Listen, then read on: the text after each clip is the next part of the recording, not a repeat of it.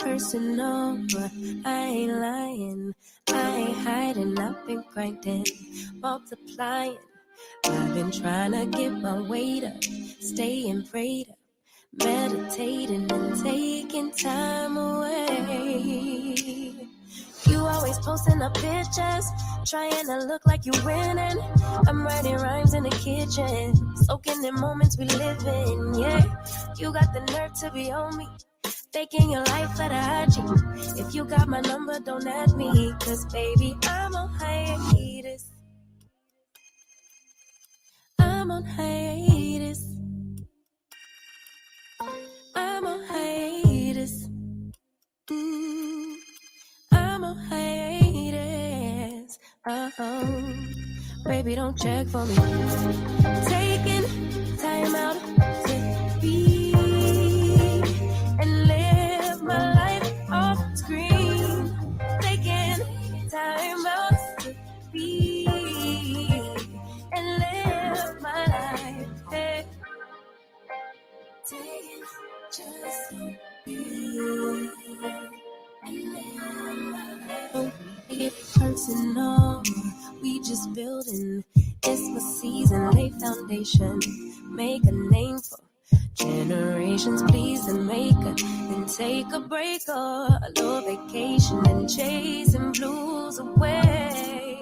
Hey, hey. You always posting up pictures, trying to look like you winning, or look like you always be working, soaking the moments you live in. Yeah, you got the nerve to be on me, faking your life for the IG. If you got my number, don't add me, cause baby, I'm on hiatus. I'm on hiatus. I'm on hiatus. I'm on hiatus. Baby, don't check for me. Taking time out to be and live my life off screen. Taking time out to be and live my life. I'm in a place serene and pure and free. Hey. Live over here on Instagram, ready to go. Welcome. John Piper, joined by Grayson Nolette. How you doing, sir? Feels great to be here today, John. Episode 7, Season 4 of the Denko Gridiron Show. Thanks to everybody who has joined us today on this fantastic early Wednesday afternoon. Man, I had to do a double take when you told me pre-show that this was episode 7. It's just kind of hard to believe. You were kind of surprised. I was like, I know, but if you go on our Instagram or you can go on our Facebook and watch any of our past episodes if you want to check out how we've gotten to this point. But we're constantly seeking improvement, constantly trying to get better every weekend. We've got another great show planned for our fans today. Constantly. Hey, we were just on the phone with Coach Cody Moore talking about a few things before the show, and he's excited about all the things going on up at Braswell. We'll break down Braswell a little bit here shortly, but hey, thank you so much for tuning in, whether you're on Facebook, YouTube, Twitter, Periscope, or now the 4th channel over here on Instagram Live. When we started this thing 4 years ago, we were just on Facebook Live, Grayson, so we've expanded fourfold. Well, thankfully, technology has expanded as well and has provided shows like ours with the opportunity to just, continue to get out there on multiple platforms. So it's great that we're able to just be all over the place for our fans. Hey, and we do like your feedback. A couple shows ago, we had a little audio challenges. So, hey, pop in the comments. Let us know how audio, videos working. We got a little music on in the background. Hey, grab our friends at Sucklebusters there. If you just hold that up real quick. Check it out. If you'll type in, we're going to do something a little more official, but we're going to do some giveaways throughout the season. Gift cards. I think we got some Marty B's gift cards, some other restaurants. Our friends at Sucklebusters have been part of the show for a couple seasons. So if you'll just type in BBQ in the comments, we'll get you entered into a tailgate package giveaway. And we'll announce that maybe as early as one of the giveaways as early as next week there, Grayson. Yeah, we also want to give a huge shout out to one of our main sponsors, Marty B's, located over there in Bartonville, Texas. Yeah, let me bring them up. Yeah, check out that graphic we got for them. There. They're a huge location. They've got tons of room and space just on their property, so really easy to social distance over there, John. And they just like to promote a friendly, very Texan, authentically Texan type of atmosphere. And great place for your family to go, great place to go on a date with your loved one or whatever. When it comes to their food, though, they're all about quality and flavor, John. Their beef is sourced directly from 44 farms in Carrollton, Texas. And that place has been making hormone and antibiotic-free beef since 1909. So you're talking very high-quality stuff coming out of Marty B's kitchen. And, yeah.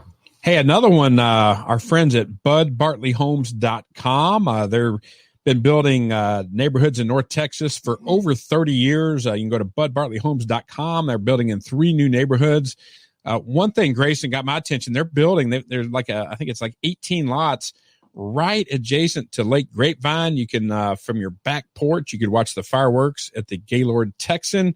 Man, I can speak confidently about Bud Bartley Homes. They built my home over 16 years ago, and we couldn't be happier with Bud Bartley Homes. Yeah, and if you want to check out more of their work, just go to budbartleyhomes.com. They've got tons of photos. They have a Pinterest account that shows a lot of their exterior photos, interior photos of a lot of the different homes that they've had the pleasure of working on. So just some fantastic quality homes coming out of Bud Bartley for sure. It looks like Ann Colby's tuned in. She has typed in the barbecue. Looks like, I think, a Flower Mound fan from her Facebook graphic there. Thank you, Ann, for tuning in.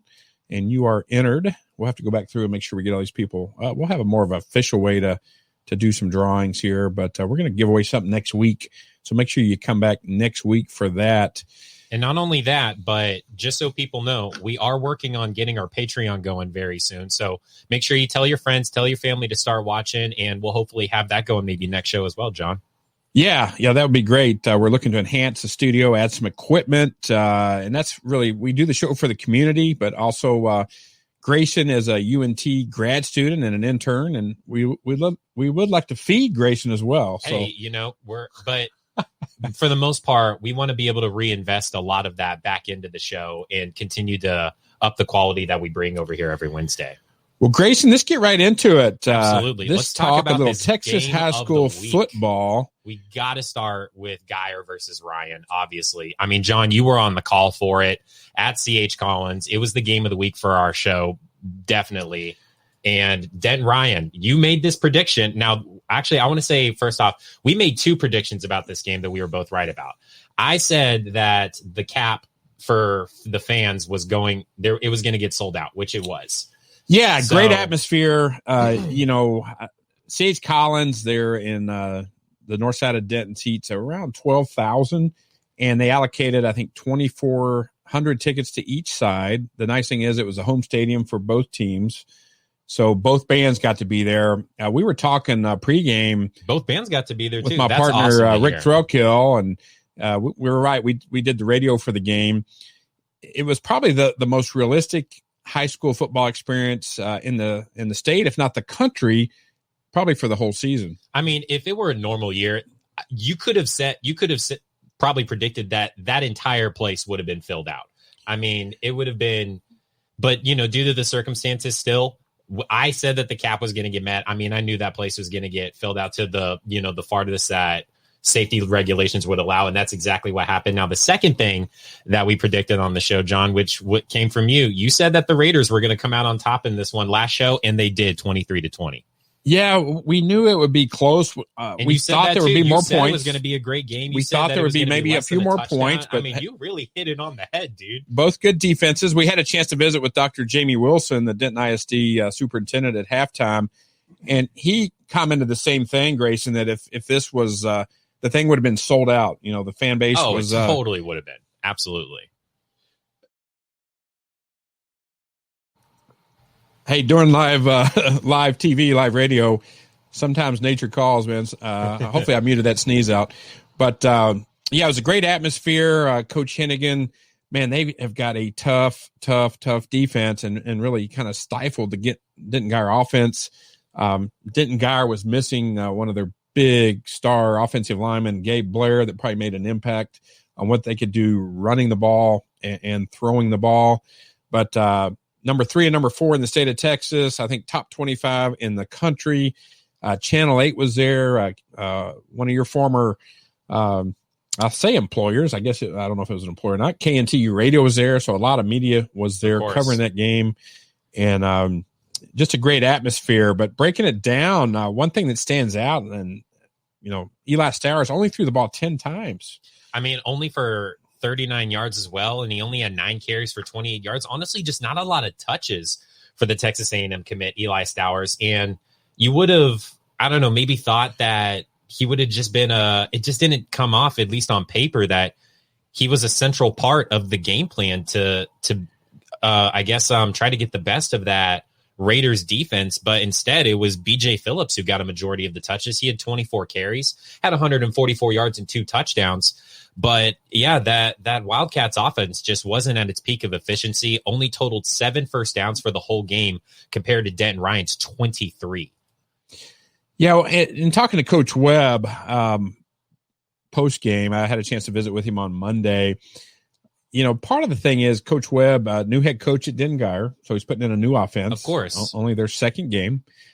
Coach Heim, new defensive coordinator, putting in a new defense. They. Like all the teams, though, in fairness, they haven't quite had the reps yet. And we talked on the show, if this game was maybe 7-8 weeks into the season, I think we would have seen a little different matchup. But Denton Guyer's building. They want to build, like every state contender, for a deep run in December, and this year, January. State championships will be in January this year at AT&T Stadium. And, I mean, I totally agree with you, John. If this game was several weeks later on into the season, or if this game was actually played last season when John Walsh was still running the ship for Denton Guyer, I feel like it would have been a completely, maybe not a completely different matchup, but it could have been at the very least a different score. You might have even seen Denton Guyer have a little bit more of a rhythm going. But like you said, this was a very tough matchup for the Wildcats playing. I mean, the number 1 team in 5A are the Ryan Raiders. So, I mean, even though it was 6A versus 5A, Ryan is an incredibly talented group. And, I mean, Dave Hennigan knows what he's doing over there, and he came up with a fantastic game plan to slow down Rodney Webb and company. Speaking of Hennigan, his son Seth Hennigan had a huge game, ran for over right at 100 yards. 9 carries, 101 yards. So he averaged over 10 yards a carry. And He had over 100 yards through the air as well. Threw and the had a ball well, touchdown. very efficient. So they mixed it up well. Keori Hicks, man, the real deal. He's been a 3-year starter, but kind of played in that backfield behind Imani Bailey last season. But and they were getting 5, 6, 7 yards a carry. It seemed like from Keori Hicks. A lot of great production from that Denton Ryan. I wouldn't really call him a fullback, but I guess he's a hybrid fullback, tailback. And Hicks is actually number 4 in all of 5A right now in rushing, 43 carries on the season, 276 yards, just 2 touchdowns, but he's averaging nearly 6.5 yards a carry through 2 games, John. So Keori Hicks been putting in a lot of production for that Raiders offense. Absolutely. And, it's kind of reminiscent of last year's miracle at AT&T Stadium when Geyer had several onside kicks to come back and beat Cedar Hill. Early in the game, they went with an onside kick, recovered it, had a lot of momentum. But Denton Ryan comes out with a victory there. And, really for bragging rights, these kids, have known each other since 5th, 6th grade. And, you could tell they were both hungry to win that game. It was kind of just like you said, just almost like an upgraded backyard game. You know what I mean? Like a lot of the dudes out there for both clubs know each other. And it was, it was a very familiar environment, obviously being played at CH Collins where both of those teams play. And it was, like I said, just a great game plan by Dave Hennigan and the Ryan Raiders. They knew what they needed to do to slow down the Wildcats, and they made it happen.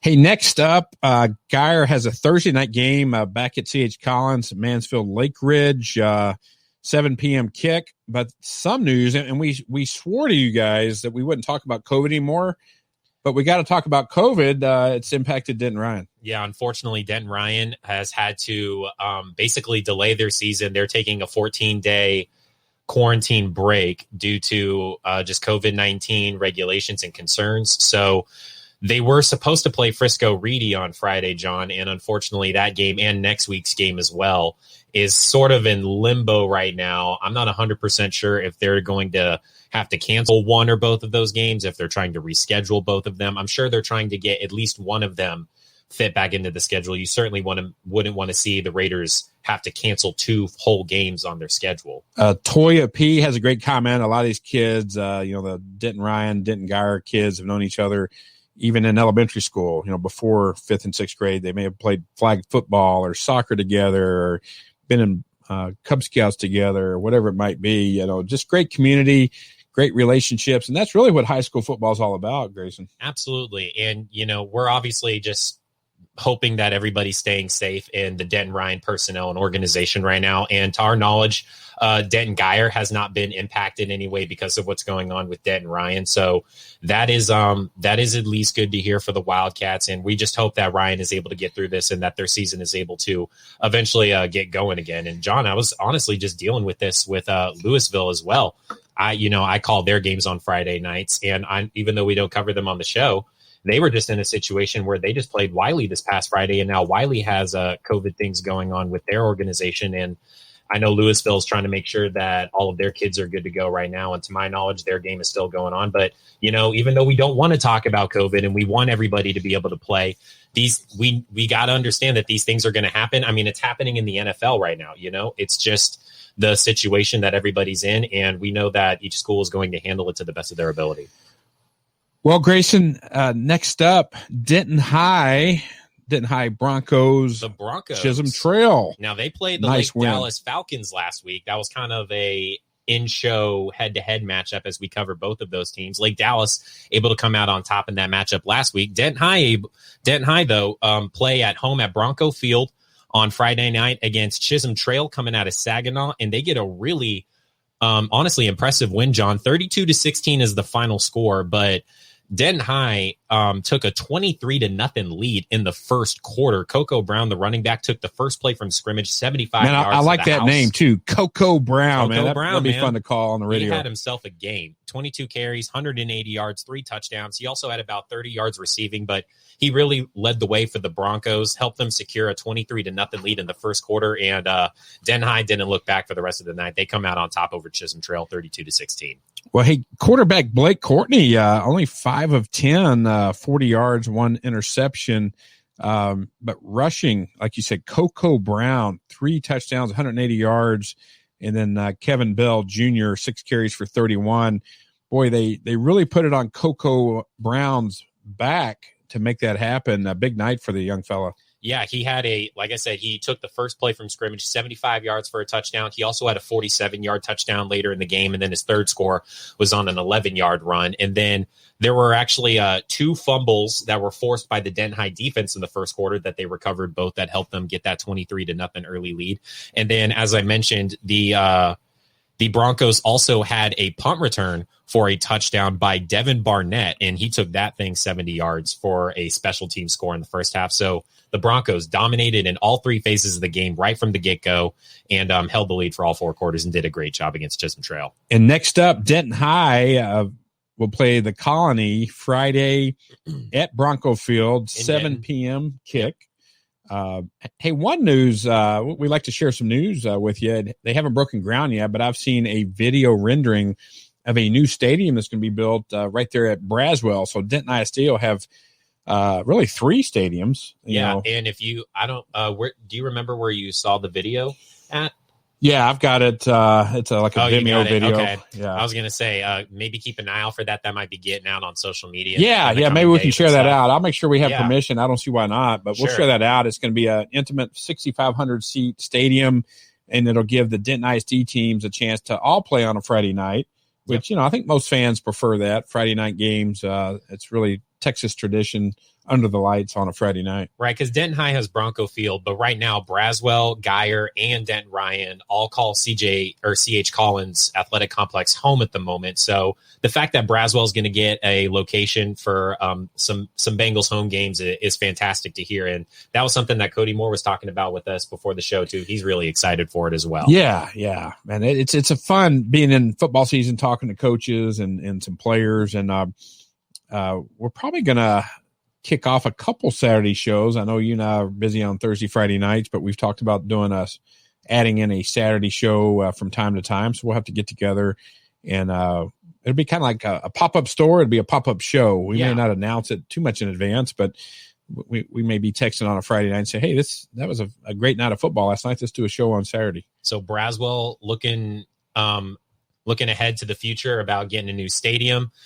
Cody Moore excited about it, and I'm sure Cody Moore is excited about the win that the Bengals were able to get on Friday nights. And I'm calling this the nail biter of the week, John, because the Bengals went out against the Keller Indians on the road, took it to overtime, and it was just an absolute thriller. Tristan McClary found Jerian Wallace in the back of the end zone on the run. Fantastic throw, great catch in double overtime to come out on top, 59-40. What an exciting game. Unbelievable game. We didn't have a lot of time to talk to Coach Moore before we went live on our show, but we should have probably gotten into that a little bit with him. Man, shame on us. Well, we got to just harp on the players, obviously, that have just been on fire for Braswell. Tristan McClary is on another level right now in his first 2 games of the season. New quarterback for Braswell, and he comes in. He's currently leading all of 6A in passing, number 1, with completing about 56% of his passes, but he's leading with 740 total yards, and he's got 10 touchdowns, no interceptions, couple of rushing touchdowns to his name too.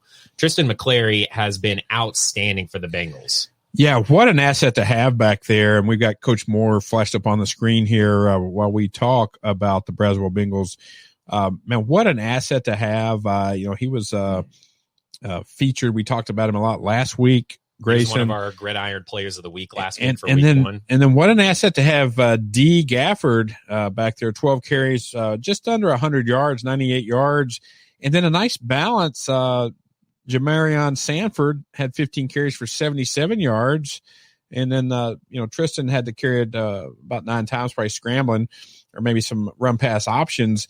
But nice balanced attack between that adds up to about 570 yards of total offense. Yeah, and I know I just spit out McClary's season stats, but in this one, he threw 49 passes. He went 28 of 49. So the fact that a high school quarterback is throwing nearly 50 passes just goes to show how much trust that Cody Moore has in McClary. But he threw for 334 total yards, 4 touchdowns, had about 40 yards rushing, no interceptions, just another solid performance by the Bengals leader. And like you said there, D'Avian Gafford, they like to call him D Gafford. He had about 100 yards rushing. Jamarion Sanford, very did a great job contributing in the run game as well. And then several receivers for Braswell really showed up. J.K. Carter, 131 yards and a touchdown. Cam Smith had 2 touchdowns. Jacob Hernandez had a touchdown. Jerian Wallace, like we said, caught the game-winning touchdown in overtime. So McClary loves to spread the ball around as well in that offense, and it's just it's been a nice first 2 weeks in 6A for Braswell. Even though they dropped game 1, they come back and they get their first District 6A win in week 2 against the Keller Indians. And then next up, Braswell will be traveling to Richardson Pierce. Pierce always has a good football program, so that's not going to be any easy task. We probably should have looked, Dave Campbell's Texas Football does like a little computer point spread thing. That's always kind of fun to look at. Maybe we'll start probably weaving those into the show next week, but they're on the road Friday night, 7:00 at Richardson's Eagle Stadium. Wow, good stuff right there. Flower Mound Jags, they're off to a 2-0 start. Coach Brian Basil, he's really put his stamp on that program and doing a great job. I had a chance to visit with him on Sunday, and resounding win over Naaman Forest, 29-9. We've talked about him, and we'll probably talk about him each week. Nick Evers, another big night. Yeah, Nick Evers, another new quarterback out there in the 9 area teams that we covered. Tristan McClary, new guy in town for the Braswell Bengals. Well, Nick Evers is the same thing over there for the Jaguars. He threw for 317 yards, 2 touchdowns in this win over Naaman Forest. So once again, he's really leading the way. Seems like he looked even better this week, John, than he did in last week's win for Flower Mound. But he did have 1 interception, but he still was making some really big plays. He came up with a huge 73-yard connection to Isaac Carpenter for a touchdown to start the second quarter. That really got things going for the Jags for the rest of the night. And then the Flower Mound also was great on defense. They had 2 interceptions against Naaman Forest, and one was by Christian Klaterbaugh, which helped set up a late touchdown in the 4th that, just really cemented that win for the Jaguars. But after 2 weeks, seems like there's already improvement from week 1 to week 2. Yeah, Stone Eby and Colton Votney kind of anchor that defensive front, had another solid game. It's going to be fun to watch Flower Mound. I can't wait later in the season when the Marcus and Flower Mound game, that'll be an exciting matchup again this season. With just the way that Evers has been playing on the offensive side. Also, Isaac Carpenter had a great game, 5 catches, over 100 yards and a touchdown.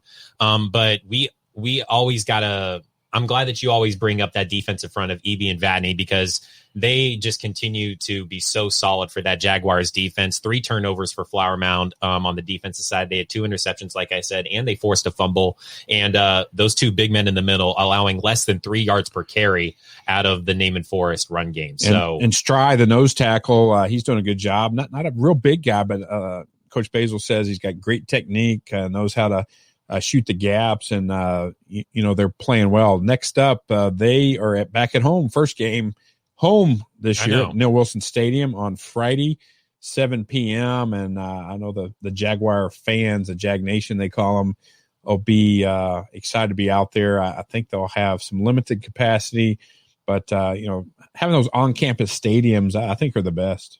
Yeah, and they're taking on, a pretty tough Mansfield Timberview team. They've looked pretty impressive in their first 2 weeks, so that'll be a fun top 10 team. Game. Actually, a top 10 team, I think, in the state. So it could be a very test. Big win. It'll be a big win for Flower Mound if they're able to get it at home, though. Could give them a ton of momentum for the rest of the season. Next up, Flower Mound Marcus Marauders versus the McKinney Lions. Marcus won this thing pretty handily, 27-10, Grayson. It was a little close in the first half. I was keeping track of that during my Louisville broadcast. I believe McKinney they might have actually been up in the first quarter, like 10-3 or something like that. And Marcus kind of had to work their way back into it. But in the second half, they really seized control. They scored 17 unanswered in the second half. So that was really where the Marauders pulled away. Garrett Nussmeyer, though, just put Marcus on his back this week. He threw 48 passes in his game, 33 of 48, 341 yards, 3 touchdowns. Also led the team in rushing. Marcus really wasn't able to get much on the ground at all. So LSU commit, so he's talented. Absolutely, a ton of talent. There are a lot of Division I programs that were wanting his services, and he's chosen to go to Baton Rouge, Louisiana. In that high-powered offense of the Tigers. And he really was just the whole reason why the Marauders were able to come back and secure the win in this one. He just kept his offense in it all game long, really spread the ball out between his top three receivers. Tyler Schott actually had the best game on the wide receiver core. You usually would think it'd be J. Michael Sturdivant, but Schott gets 6 catches, 120 yards, 2 scores.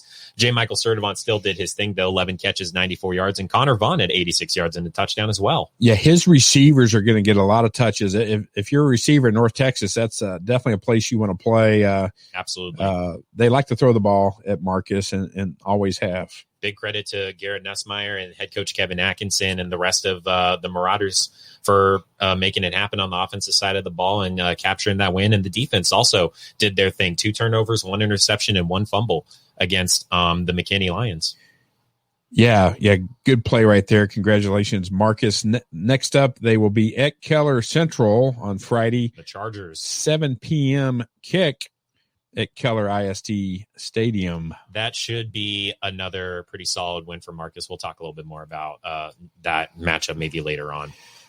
Man, I tell you what, we were focused on Argyle the first couple weeks because they were the only team playing in the coverage area, being 4A. They were kind of the only recap we were able to do during a lot of our preseason shows when we were getting to interview all the 5 and 6A coaches. Over here in 4A, Argyle's just been dominating. Yeah. Hey, number 1 in the state, and they proved it once again, playing a tough Melissa. Melissa Cardinals is one of these, they're like the Argyle on the east side of the Metroplex, that small Friday night light town, Melissa, Texas, beautiful stadium, great, fairly new campus, and a lot of growth there, Melissa, and a great program. And they took care of business 48-28. Yeah, this actually kicked off District 7 4A play for Argyle and Melissa, and the Eagles, like you said, able to cruise to a 48-28 win. Honestly, senior quarterback CJ Rogers led Argyle to its 41st straight home win, John. That is crazy impressive. He totaled 5 touchdowns, 4 through the air, 1 on the ground. Braden Baker also did a great job in the run game for the Eagles as well. Yeah, they jump out to a quick lead, and really it's hard to play from catch up when you're down 21-0, but in the first quarter, I might add, Argyle jumps out. CJ Rogers, we like saying this name on the show, Cash Walker, back-to-back touchdowns of 37 and 35 yards. And I reached out to Coach Rogers. He's a busy guy, being the athletic director, head football coach, and everything he's got going on there at Argyle. But congratulations, Todd Rogers, the Argyle Eagles, for another solid victory. And they opened up district play 1-0, and they are now 5-0 on the year. Melissa fell to 5-1, so that's actually Argyle was their first loss on the season. So that just honestly just goes to show how good Argyle really is. Melissa, a very talented team, and the Eagles just do their thing. Like you said, Cash Walker. Actually, he only has 2 catches on the game, and both of them were for touchdowns, John. 2 catches, 72 yards, 2 scores for Cash Walker. You love to see that. Hey, I can't not do this, but hey, that's money. That is money. Cash. You're right. And then Cole Kirkpatrick, obviously got to give a shout out to him. Just the stud that he was in that game. 6 catches, 160 yards, 2 scores for him. Cole Kirkpatrick, obviously it seems so normal for him to perform that way, but still, fantastic performance by the wide receiver Kirkpatrick as well this week. And the Argyle defense, 5 turnovers as well. Huge mark for them on that side of the ball. Another storyline, Tito Bice did not get a carry again. We're not sure his health condition. Hopefully that's just a precaution and he'll be back soon. But they balance it out. Braden Baker, 13 carries, 75 yards and a touchdown. Knox Goggins, 15 carries, 39 yards. Also, congratulations, Cole Kirkpatrick. This past week, I think he got an offer from the Fighting Illini, Big Ten offer. Oh, Illinois. Yeah. Awesome. Illinois. And also, I know we haven't brought him up. He didn't have a gigantic game against Melissa, but Jasper Lott, who's always he's that guy that maybe even if he's not putting up huge stats, he's out there putting up big blocks and being a leader and being a huge contributor for Argyle out there on the field. He has officially committed to the Horned Frogs of TCU. So congratulations to Jasper Lott, the tight end and defensive end for the Eagles as well. Next up, Argyle travels to Anna. Taking on the Coyotes. Is that a Thursday night game? That is a Thursday night game. Okay. That's the only other Thursday night game, as well as the the Denton Geyer game that we talked about against Mansfield Lake Ridge. Both of those games will be played on Thursday night. Yeah, Denton Geyer was originally scheduled to play on Friday, but there was, I think, a double booking or something. I don't know if it was COVID related. They had to move that game to Thursday, so they'll be up at C.H. Collins tomorrow night. Next up, Lake Dallas was at Frisco Centennial at Toyota Stadium. That's a thing about Lake Dallas. They get to play in that district over there, or they play a lot of Frisco teams where they get to play in the Star, Toyota Stadium, and some fantastic venues for Texas high school football. I've only had the pleasure of calling one game at Toyota Stadium, but I had a great time doing it. Their staff over there took great care of us and I remember getting a really nice spot, like right near the 50 and being like, man, they were really taking care of our group over here. And that was when I was with KNTU. So Toyota Stadium, fantastic place to play soccer or football. Yeah, good stuff. Yeah, Lake Dallas, they're only one of the two teams, unfortunately, out of all the teams that we cover this league, John, that took a loss. They fell to Frisco Centennial 38-15. The Falcons actually struck first in that one. They were able to get the first touchdown of the game on a run by Andre Minifield, but Frisco Centennial ended up responding really well to that, and they scored 17 unanswered to close out the half. So it was 17-7 going into the locker room. And then turnovers were the big thing for Lake Dallas in this one, as Frisco Centennial capitalized on a lot of turnovers that the Falcons had in the second half. And Hunter Markham, though, was able to punch in a second score for Lake Dallas before it was all said and done. So final score there, 38-15. But the Falcons still have some questions to answer. Yeah, one of Michael Young over there. The key question marks coming into this season and talking to Coach Young was that offense. Trevor Moon, he got quite a bit of reps last season, but was developing. Just didn't have quite the time. They didn't really have the spring to really develop. So it'd be interesting to see how senior quarterback Trevor Moon continues to develop as this season goes on. They're going to have some production out of him, putting more points on the board to win some ball games. Yeah, and the one thing that I will say about Trevor Moon that he's done well in his first two games. Obviously, they got the win last week against Denton High, so credit to him there to leading them to a victory in week one. But in both games, he's been able to get it going at least a little bit through the air and on the ground. So he has that dual threat potential. I think maybe if Lake Dallas and Michael Young, I'm not 100% sure on how their offensive scheme is running over there right now, but they should take a hard look at a couple of teams in the NFL, like the Baltimore Ravens with Lamar Jackson or the Arizona Cardinals with Kyler Murray. If Trevor Moon's got the potential to throw and run, I think the Falcons should definitely start maybe taking a look at that and taking more advantage and allowing Moon to, make the defense guess a little bit more. And that could really open things up for Lake Dallas. Yeah.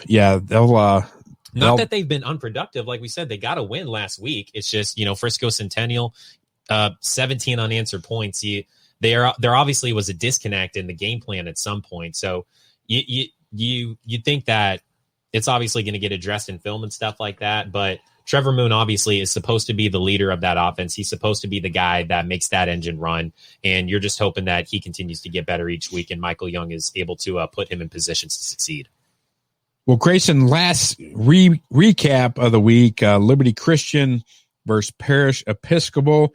Liberty looked to get back, in the right side of the win column, but Parish Episcopal, I talked to one of the Liberty coaches, a day or two before the game. He said Parish Episcopal is a real deal, very talented team, and they end up losing that one 50-24. Yeah, Parish Episcopal, just another really solid program that the Liberty Christian Warriors had the, disfortune of having to run into. They fall 50-24 in a pretty tough loss, but the Warriors actually got going very similar to Lake Dallas early on in the game and kind of just fell off by the end of it. Liberty Christian started strong, opening an early 14-7 lead. Daniel Greek was able to connect with Christian Driver for an early 24-yard score, and then it was followed by a 12-yard touchdown by Greek. And then after a early 14-7 lead, the Panthers just really got it going in their side of things. And by the end of the third quarter, it seemed like Parish Episcopal had control. Daniel Greek ends the game, 154 yards, one passing touchdown, one rushing touchdown. But Ty Strickland, who's also got a couple of D2 offers and stuff, he had 25 carries, 95 yards, and a touchdown. So solid game for him as well. Next up, for Liberty. They travel, and Coach Griggs told us they play in like the SEC of TAPS, so never a week off for them. No, I mean, they're I'm not talking about a bye week, just every week they have a tough opponent. Yeah, they're about to hit the road and take on the All Saints, and I know a little bit about this team, and they are just another really good TAPS program that is just another test for these Liberty Christian Warriors. They're going to have to adapt quickly, and you just hope that they are able to keep it close and maybe come out on top on the road next week. Well, Grayson, this is going to be kind of how our show flows. We tweak things up, but we're going to wrap the show up with kind of next week's matchups and kind of our thoughts on them. Yeah, kind of preview what's going on. A couple players weekend of the week, so you want to stay tuned for that, and then we'll feature some players of the week and wrap up. So taking a look at this week's matchups, obviously we'll Den Ryan, obviously not playing this week, John, like we mentioned earlier. They're going to be out for the next 2 weeks due to COVID regulations and concerns. So nothing crazy going on. No game for Ryan this weekend. Denton Geyer, though, does have one of the 2 Thursday night games that our teams are playing this week, John. They're going against Mansfield Lake Ridge at CH Collins, 7 o'clock kickoff tomorrow night. Well, I had a chance to talk to Coach Webb and Coach Thor. Coach Thor is the first and only coach of Mansfield Lake Ridge. They went to the state championship in 2015 in 5A, and they've got a phenomenal program. He did say this is going to be a little bit of a rebuilding year. They're 0-2. However, if they can stay in the game, they got some talented players. Coach Webb is not overlooking this one, Grayson. No, absolutely not. And obviously Geyer wants to bounce back hard and win this game. Mansfield would obviously love to have an upset on the road at CH Collins, but we're going to have to go with Geyer winning this one probably by 3 or 4 touchdowns. Yeah, I think that the Wildcats are going to bounce back big in this one. They're at home. It's not this, big hometown rivalry anymore. You're taking on an 0-2 Lake Ridge team. Like you said, they're a younger team this year. Had a really big year back in 2015, but just kind of on a younger roster this season. So they're 0-2 to start the year. I know that Roddy Webb's not trying to lose 2 in a row, and I don't think that the Wildcats are going to allow that to happen. Definitely expecting Geyer to come out big at home in this one. Next up, Denton High versus the Colony Friday. Both teams are 1-1. Grayson, what's your thoughts on that one? So the Colony has always been a really solid team in 5A. The Cougars, you just can never count them out. They've always got a great program over there. And Den High is coming off their first one of the year against Chisholm Trail. But I do think that the Cougars are overall a really solid team. They have a really great offense. They've been scoring with a lot of efficiency in their first 2 games of the season. And they may be 1-1, but their first loss in week 1, I believe they lost by just 3 points, John. So I'm going to have to give it to the Cougars here. Even though Denton High is at home at Bronco Field, I think that the Colony is going to walk in and capture their second win of the year. I think Denton High is going to make it close, though, simply because they're at Bronco Field. I'm going to give the edge to Coach Billy Miller and the I like that, Denton Broncos. They're he's going to get them ready to play, and just kind of the X factor. I think Coach Miller is the X factor in that program. Former Marcus player and was a receiver at Vanderbilt, and just brings that X factor to that practice and to that locker room. And it'd be nice to talk about a Denton Bronco win this time next week. Agree. And I mean, Coco Brown obviously had a fantastic game against Chisholm Trail, and the Broncos really performed in all 3 facets of the game. They had a punt return for a touchdown. They had turnovers on defense, and they had some big scores by Coco Brown in the run game on offense. So, I mean, if you dominate in all 3 phases of the game again, there's no reason why you're not going to get your second win at home. So we'll see how that goes for Billy Miller and company. Next up, Grayson, Braswell 1-1 at Richardson Pierce. Like I mentioned before, Richardson always has a solid program. They're 2-0, and they're on the road at Richardson's Eagle Mustang Stadium. Yeah, Braswell still new to 6A. They just got their first win against Keller, and I think that the Bengals, just because of how good Tristan McClary is looking right now, it seems like he's going to just keep getting better as the season goes on. And there's just so much talent out there for the Bengals. I think that after they got, a really impressive week 2 win, their first 6A win, I think that really instilled some confidence in the Bengals. Be like, hey, you know what? We can win in 6A. We do belong here. I think that the Bengals and Cody Moore are going to go out there and they're going to capture a win against the Mustangs. Well, I've got it pulled up. I'm not sure how they come up with these point differentials, but Richardson's a 23-point favorite. Wow. So they really think that Richardson's going to – I mean, Richardson's a really good team, but I think that Braswell's just got a ton of talent. Man. That's some bulletin board material. I guarantee you Cody Moore probably has that posted in the locker room.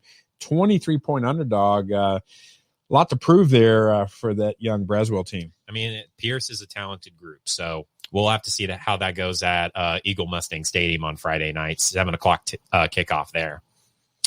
Next up, Flower Mound taking that 2-0 on the road season start, playing at home against Mansfield Timberview. They're 2-0 as well, Grayson. It's going to be a challenging game. Yeah, this is the home opener for the Jaguars. So, big for Flower Mound there. Nick Evers looked like he really took a step up from week 1 to week 2, looked even better in their second game. Both of these teams are 2-0, though, and this Mansfield Timberview team is top 10 ranked in the state. They are really, really talented, John.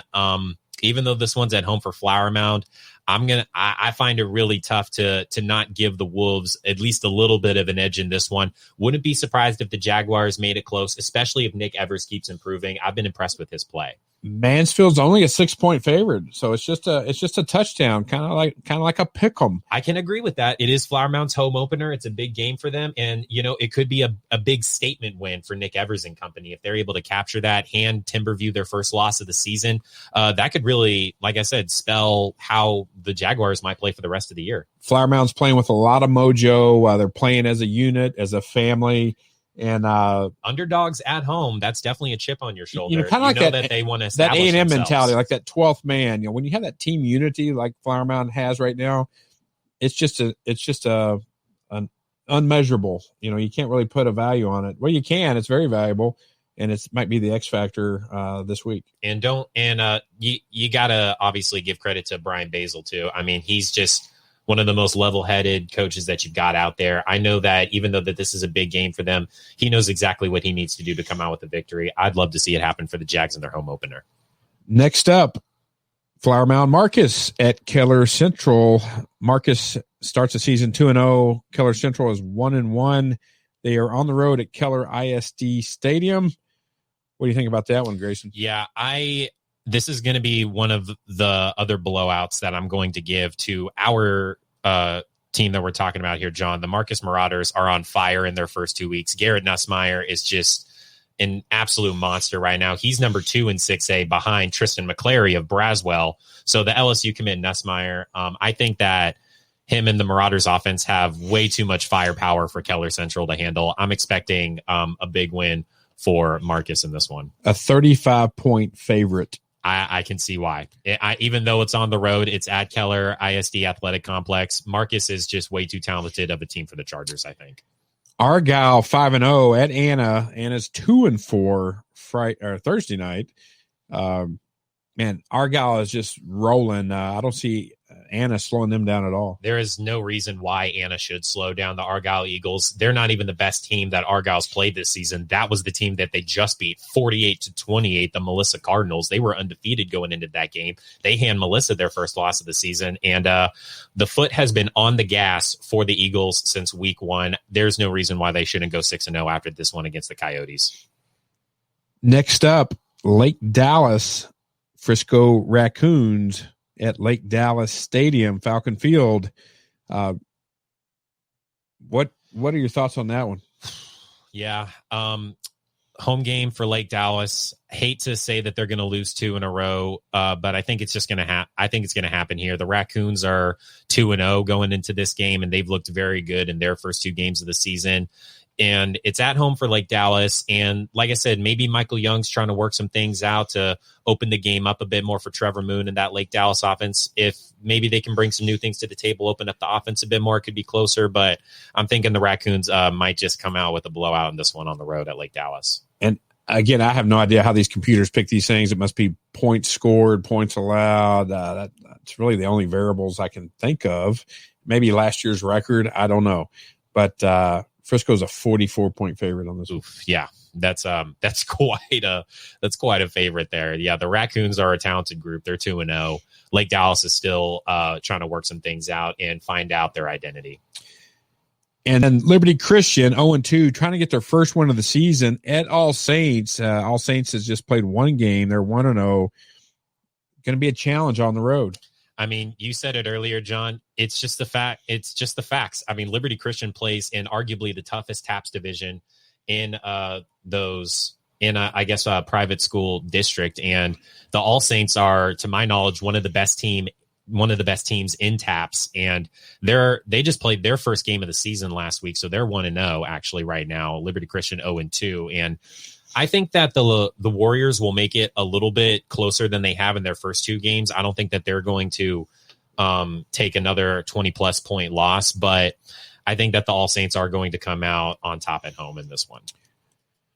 Yeah, I'm pulling for Liberty. You know, I hate to see teams, you know, you work so hard and prepare each and every week. It happens to teams in college football too. I mean, Vanderbilt's got to play in the SEC every single year, and it just happens to some schools, and Liberty Christian just has tough competition throughout this entire season. They're going to have to adapt.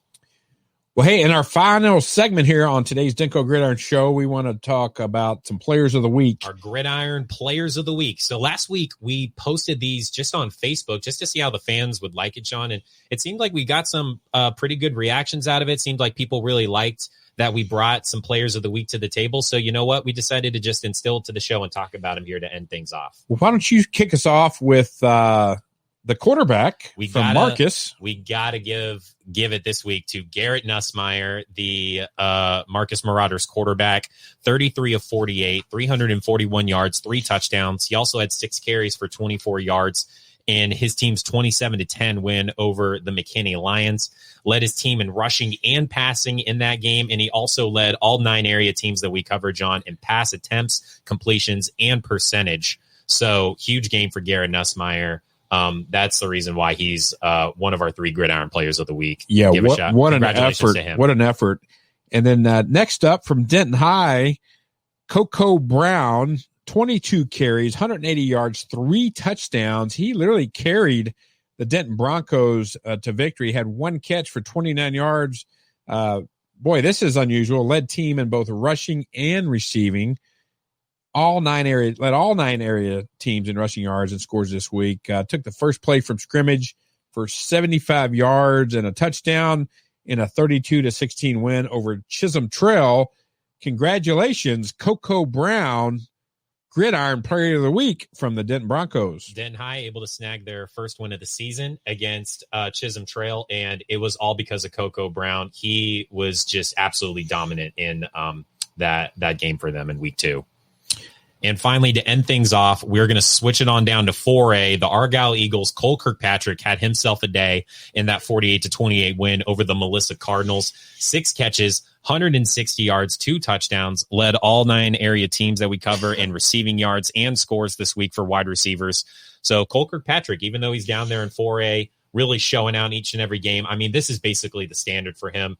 And he just got a nice D1 offer from the University of Illinois. So congratulations to Cole Kirkpatrick being our 3rd and final Gridiron Player of the Week.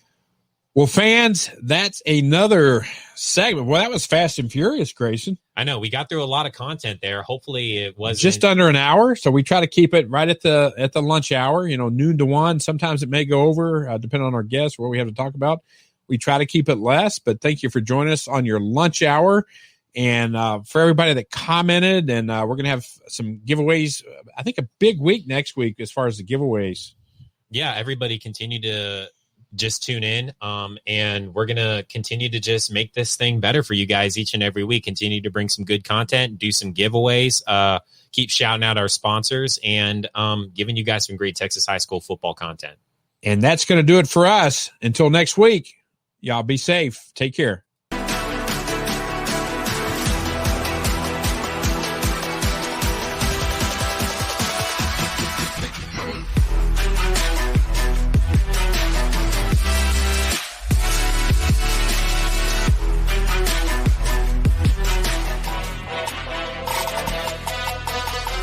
Hey, I'm Mike Ducey from Fox 4. Make sure to tune in to the Denko Gridiron Show.